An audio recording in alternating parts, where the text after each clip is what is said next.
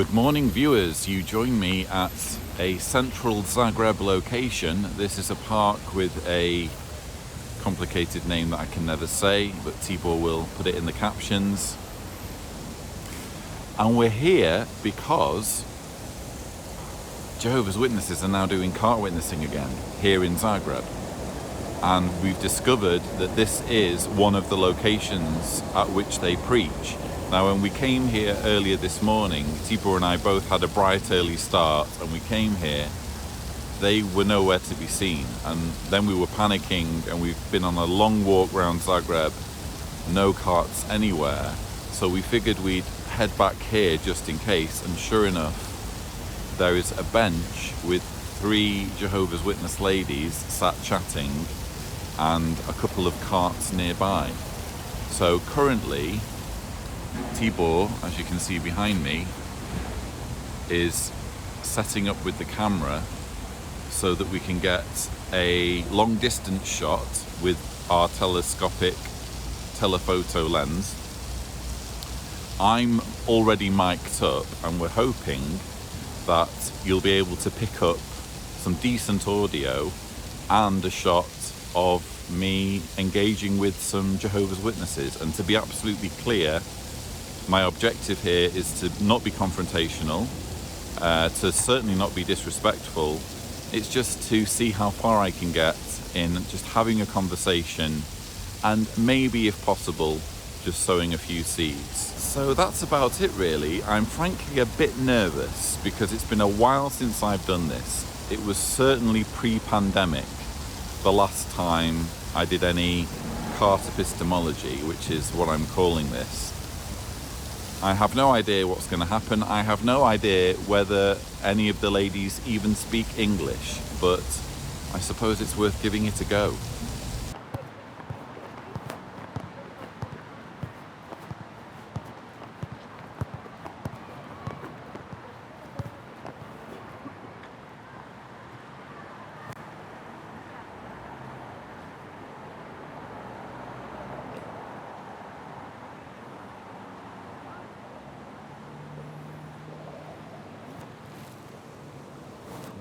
Plastic.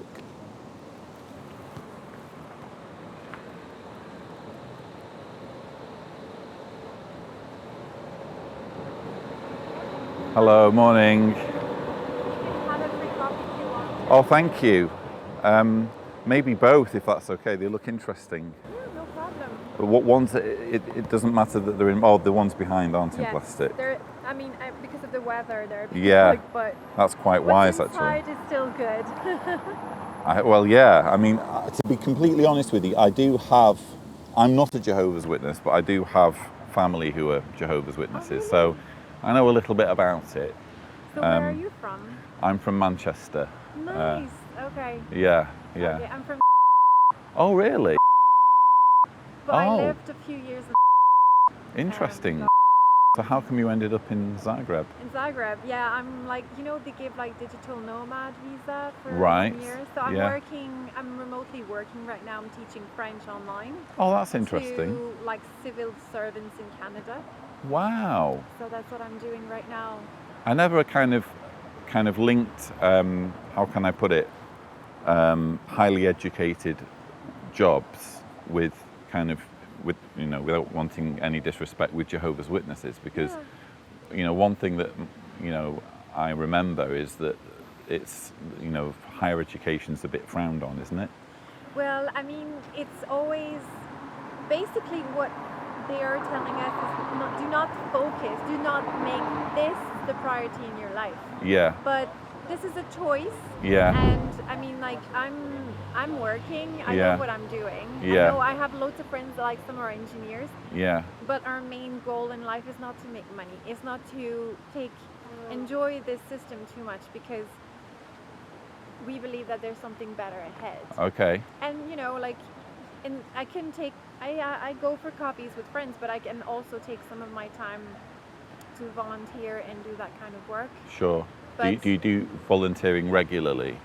It's up to me, Yeah. and I mean, I've chosen to do it as much as I can when Yeah. I'm available, when I'm not working. Yeah. I'm working in the afternoon, so this Oh, morning okay. I'm like, okay, I have a few hours, I can do this, and Probably it was tough during the pandemic, was it? well, Oh, we did mostly letter writing and phone calls, right. and I mean, everything was on Zoom Yeah. because we like didn't want it to go to people's door, and you know, it's respecting their lives and our well-being also. Yeah. Yeah. So it's nice to be back to talk to people in person. I think that's actually quite responsible to, respect the urgency of the pandemic and make sure that you're not like a risk No, to that's the it. public. I think Yes. that's actually really good Yes, that you no, did we that. don't Yeah. want that. I mean, Yeah. certainly, like knowing that life is precious, like we don't want to do that. So Yeah. that's, but it's nice to be able to be back and talk to people in person Yeah. without any mask. Yeah. So that's nice. I don't think I've got COVID, so yeah.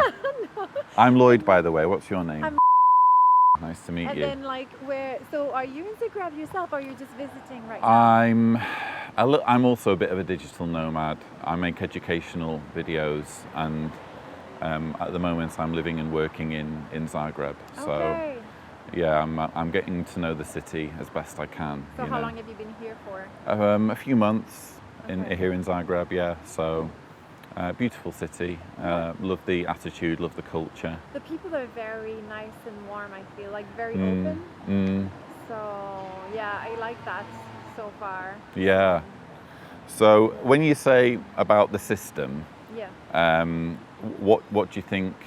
Because it says a world in turmoil. How can you cope? Yeah. What I guess what I'm asking is what's expected of me. So it says a free Bible course. Yeah. What's the purpose of the Bible course, and what would I ultimately get from doing the Bible course? I guess is my question. Yeah. Well, I mean, the Bible course, we have to agree that there are so many religions that say, well, we follow the Bible. But they don't say the same thing. So that's confusing because you have one book. So there should be just one way to read it and to follow our life. I speak French, so I'm like trying to. No, you're doing really well. Thank Yeah. you. So yeah, there should be just one way, but there are many. So what the Bible course does is not telling what we believe in, but what the Bible says, because that's basically what is important to know. It's not what men think is the right way to serve God, but what He says about what is the right way, how He wants humans, like how He wants them to live, and also what's His thoughts about the future. Because, like in the Bible, it's a huge book, so sometimes it's hard. Like I'm sure if I was telling you, yes, we're gonna start from the first page and we're gonna go on till the last, and it's that thick, you're like, no thanks, There's all that stuff about how to build a tabernacle and Yeah, where they're going through all the different tribes, Yeah, and I and- find that a bit tedious, to be honest. Yes, and it's not useful. Yeah.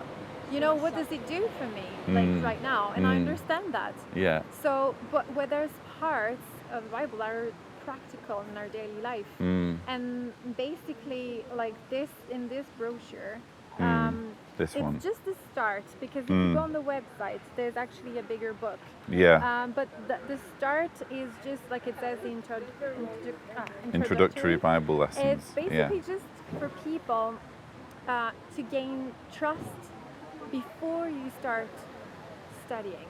Because you and we agree. I might be distrustful at the moment. Yes, exactly. Right, And okay. it's normal. Yeah. I mean, like, you heard so many things, but then you need to see, like, why should I trust? We all need proofs. And so this is it's going to bring you proofs that you might take, that you might accept, that you might not accept. But it's the proofs that the Bible gives about herself, like why you can trust me. I guess proof is really important to me personally. Like, I've been in situations in the past where I've been led along by things that I've later found out weren't true or were lies. So I've settled on a way of doing things and a way of sorting through fake news and Yeah. conspiracies that basically says if I have hard evidence, then I'm going to believe it.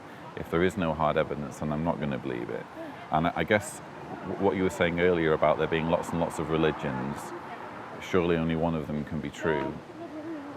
I guess my question would immediately be, why do they all have to be true? What if the Bible is just a man-made document? Yeah. And lots of people are arguing over Something that is not even true at the base. And it's like a legitimate question to ask. You know, because like you said, we are constantly, basically there's this saying in life, it's too good to be true. If it's too good to be true, it usually is. Yeah. And it's because we've been deceived so many times. And, you know, we spent our whole life listening to governments that want our best interest, but they always fail to actually do what they're saying. So I understand, I think most of the people are like you. They're distrustful and because of their life. And so it's normal. That's why this brochure was made also. Because we can start a Bible study if, you know, you're already, it's like someone, it was starting to learn to be a lawyer and he doesn't trust in the law system first. He's not going to be a good lawyer, a good lawyer student. It's the same. You need to have this trust, but also it's going to give you a basic. And this, it's because, you know, like this morning I was talking to people from Afghanistan, Turkey, and Burundi. Oh, really? They literally just got out of the train and they want to go and make their way to France. They're, you know, and all this because they want a better life for them. I understand that. I was teaching refugees in Canada before. So you were speaking to them in French, I assume? English, some in French. Oh, right, okay. Some in Swahili. I know a bit of Swahili. Right. So, but I understand that because, like, if you look at the world, it's just constantly getting worse and worse, even though, like, people are trying their best to make their life beautiful and be kind to one another. But the world around us, there are like political crises everywhere, poverty, there's like also droughts, there's lack of food when we actually are producing more food on earth, and we could feed everyone, but so many are left behind. And so a lot of this was not meant to be like this, because if you believe that there's a God, it means that there's someone looking and watching over us, a father figure, because the Bible says he's love. But how can this be the result of his love? Because if you have a father and he says he loves you, he's not gonna, I'm not gonna feed you. I love you very much, but I'm not gonna feed you and you're gonna have to sleep. I guess the skeptic in me would say that if there's evidence that there isn't a loving God, if there's untold misery and pain and suffering in the world of the type that you might expect if God wasn't involving himself or intervening, that could either mean that God has a complicated plan that we need to learn, or it could mean that there just is no God. Yeah, it could be one of the two. You're right. And an issue I have, I mean, you're right, there's lots of suffering in the world and lots of things that are messed up, but I have to ask, if you had a choice between living now in 2022 or living in 1900, which would you prefer? I mean, as a woman, Yeah. a white woman, Yeah. I would rather live now. Yeah. But the truth is, there's like, the system is not getting better. Because if we look at just the basic, what the Bible says, love Well, one we had the civil rights movement in the 1950s and 60s, and right up until the middle of the 20th century, black people were being segregated, and now they're not. Yeah. And so that's just one example I would point to of where things actually have gotten better. Yeah. There's always, in any kind of human society, going to be setbacks and corruption and people taking advantage of the system and injustice. But overall, surely you'd agree that there's a general upward curve in terms of mankind moving forward and sorting out their issues, surely. There is, But then why is there still so much issues unresolved? Because like you said, so much, we like scientifically speaking, we are like gaining so much now, and so much has been like discovered recently. And then like I said, and like you said, so much has been discovered also to produce food for the whole planet. But there's still like millions of people that can be feeding the family, and that's why they're coming here. So yes, I'm right about you. So much things have progressed, but then it's like, why does it progress and it still is getting worse at the same time? Yeah. Seems like it's getting out of hand. And like, you'll be surprised, but actually the Bible says that basically God is not responsible, because he's not directing this world right now. He's not in charge. Okay. So I don't know if you ever read the Bible. You probably watched maybe a movie about Jesus in your life. I saw, what's it called? Like 3 hour long, or did you? The gory one that Mel Gibson did. Oh yeah, okay. Yeah. Yeah. The Passion of the Christ. Yeah. There's actually in the Bible, there's a part where Jesus meets Satan, and he's like trying to tempt him. One thing that Satan does is he shows him all the governments of the world, and he says, if you just bow down to me, I will give them all. Yeah. And Jesus just says, no, it doesn't belong to you to receive, my... So would you agree that basically, as simple as it is, if it didn't belong to Satan, the devil, then Jesus would have been like, what are you talking about? It's not even yours to give. It's not even yours. You can't give it to me. I already have it. It's been given to... No. So would that make sense then, that maybe something worse than the God, loving God, is in charge of what's going on right now? And that's why we see all of this in different actions around us. And that's why we believe that there's something better. Because if you read the Bible, it's like a good book. The ending is good. Right. And basically... Lots of kind of death and wine presses of wrath, but other than that, it's a good ending, I guess. I mean, because I can show you how it ends. And I mean, like I said, it's really... I like that you're very open. I really like that. And it's really up to you. I mean, on the website, in the comfort of your house, you can judge for yourself, because we have so many articles and videos. I think I can remember that website. It's very Even simple. I can remember that website. That's why we kept it so simple. But even here, that's how it ends. Because it says it's in Revelation. So if I show you, Revelation is the last book. We have 21. Yeah. And it says here, with that I heard a loud voice from the throne say, look, the tent of God is with mankind, and he will reside with them, and they will be his people, and God himself will be with them. And he will wipe out every tear from their eyes, and death will be no more. Neither will mourning, nor outcry, nor pain be any more. The former things have passed. So it just shows here, former things. So I guess my question would be, how is that going to happen? It's a very good question. And the Bible answers. And But so you don't have like an elevator pitch kind of, here's what's going to happen. Do I have to kind of watch? I have to go through a whole kind of study process to find that out, do I? I think right now, it's good that you're curious, but like you said, you're suspicious first of the Bible. Is it trustworthy?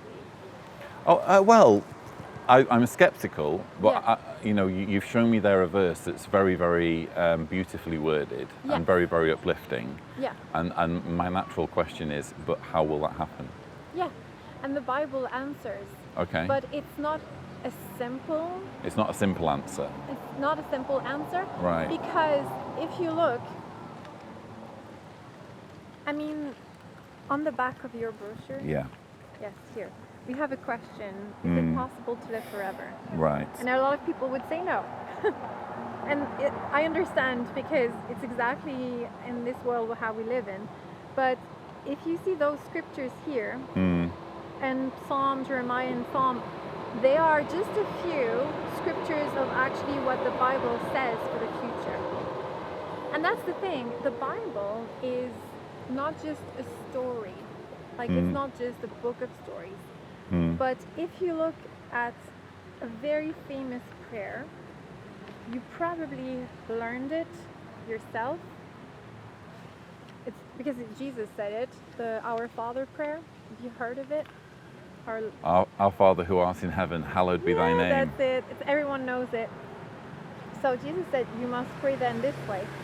Our Father in the heavens, let your name, so God has a name, be sanctified. Let your kingdom come.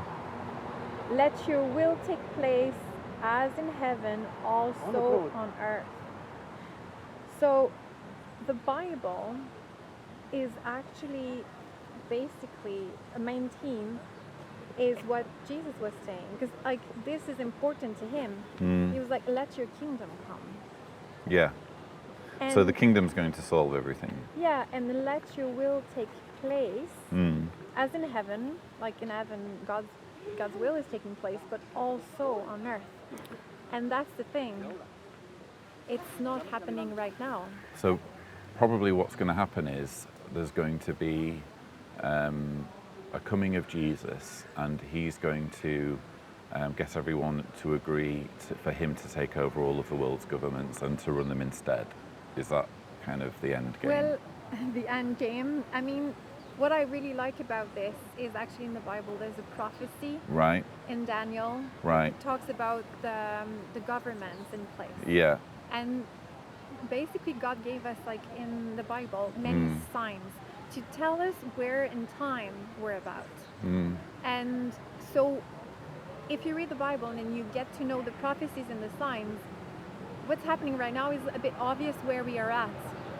And that in Daniel, at the end of that, if you're interested in prophecies, there's many in the Bible that were fulfilled in the past. It's my number one hobby, prophecies. I'm sure. Nostradamus, you name it. I'm really down with that stuff. Yeah. So, but yeah, it's just here in Daniel 2:4, it says, in the days of those kings. So, like I said, there's a prophecy about a statue, and the feet are made of iron and clay. And like I said, there's no easy answer in the way that you need to know in the Bible what is usually the symbolic behind this. That's why in the Bible study you get to learn more. But it says in the days of those kings, the God of heaven will set up a kingdom that will never be destroyed. And this kingdom will not be passed on to any other people. It will crush and put an end to all these kingdoms, and it alone will stand forever. So there's going to be some crushing happening. That implies destruction. So is there going to be destruction of the government? Just the governments, not the people. Well, I mean, okay, another scripture? Okay, yeah.